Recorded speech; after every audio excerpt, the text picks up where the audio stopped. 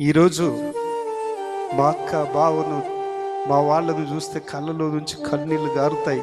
అయ్యో, ఇంత గొప్ప దేవుని తెలుసుకున్న బిడ్డలను నేను ఇంట్లో కూడా అడుగు పెట్టను అన్నానే.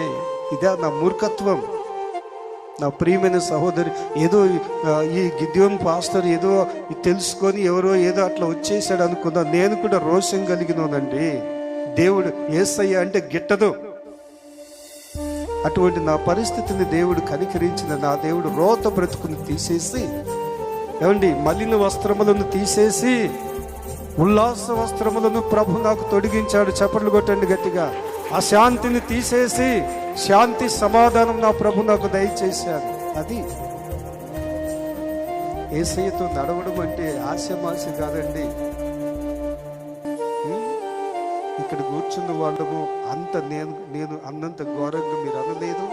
నేను బ్రతికినంత నీచంగా మీరు బ్రతకలేదు, నాకు తెలుసు. కానీ ఎందుకో దేవుడు ఆయన పని కోసం పిలిచాడు కనుక, ప్రాణం పెడతానయ్యా, నువ్వు నాతో మాట్లాడావు తండ్రి, నీకోసం బ్రతుకుతాను.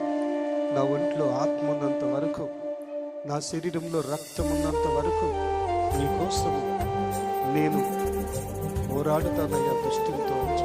ఇదిగో ఇదే ఆ పోరాటం. చప్పట్లు పెట్టండి దేవుడికి.